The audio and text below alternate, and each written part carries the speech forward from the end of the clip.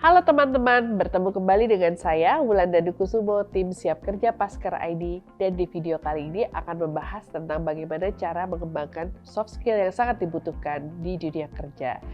Kompetensi dunia kerja akan sangat menuntut kita untuk mengembangkan diri, dan oleh karena itu penting bagi kita untuk bisa mengenali kekuatan diri kita dan area-area yang perlu dikembangkan.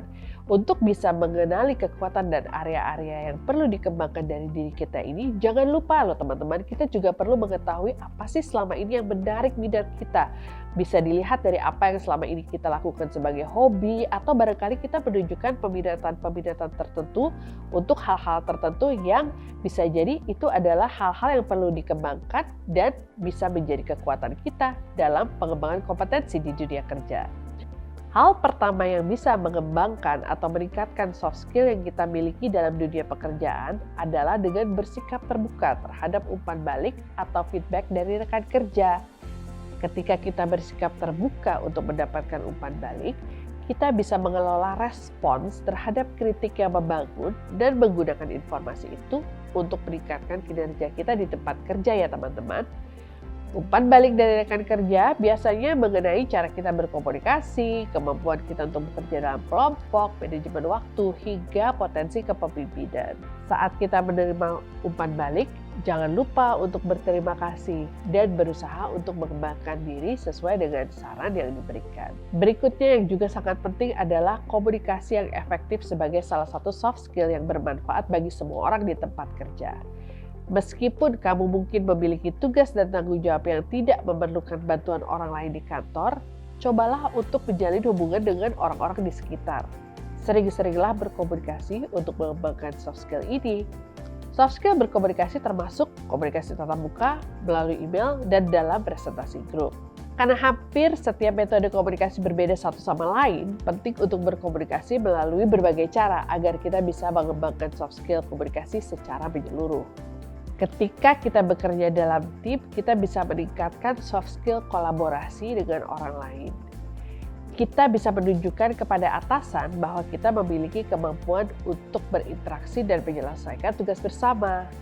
Perkembangan soft skill yang kita miliki ternyata juga bergantung pada hubungan yang kita jalin dengan karyawan lain loh teman-teman.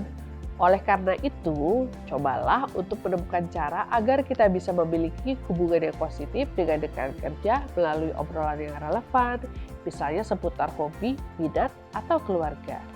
Tidak ada salahnya juga mungkin beberapa kali bisa berusaha untuk menghabiskan waktu di luar kantor agar bisa mengenal rekan kerja secara lebih dalam untuk mengetahui kepribadian mereka teman-teman.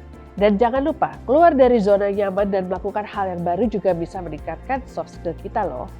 Menempatkan diri di luar zona nyaman bisa membuat kita mempelajari sesuatu yang baru. Keluar dari zona nyaman juga bisa mengasah kemampuan kita dalam menghadapi masalah, sehingga kita bisa berkembang menjadi pribadi yang lebih baik. Nah, setiap tempat kerja pasti pernah mengalami fluktuasi dalam segala hal ya teman-teman, mulai dari staf kantor hingga prosedur tempat kerja. Dan salah satu cara untuk meningkatkan soft skill kita adalah dengan beradaptasi atas segala perubahan yang terjadi. Kemampuan beradaptasi juga merupakan soft skill yang penting untuk dimiliki dalam berkarir sehingga kita dapat menemukan solusi alternatif untuk setiap masalah di tempat kerja yang mungkin muncul. Setelah berkontemplasi atau merenung sekian lama, biasanya kita mampu menyadari soft skill apa yang masih harus ditingkatkan lagi. Misalnya kita terlalu mudah merasa marah. Padahal ada banyak hal di dunia kerja yang membutuhkan kesabaran dan juga merupakan salah satu contoh soft skill yang penting. Dengan menyadari kemampuan soft skill tertentu yang ingin dikuasai, kita bisa secara aktif melatih diri kita sendiri atau menggunakan bantuan jasa profesional. Demikian beberapa cara yang bisa dicoba untuk mengembangkan kemampuan soft skill kita teman-teman. Penting untuk teman-teman ingat, soft skill seringkali jauh lebih dibutuhkan dari hard skill. Mengingat saat ini perkembangan teknologi digital sudah semakin meluas dan mulai menggantikan hard skill.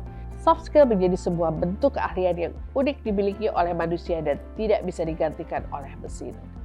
Selamat menjalani proses membangun kompetensi dan jangan lupa untuk menikmatinya ya. Sampai jumpa di video berikutnya.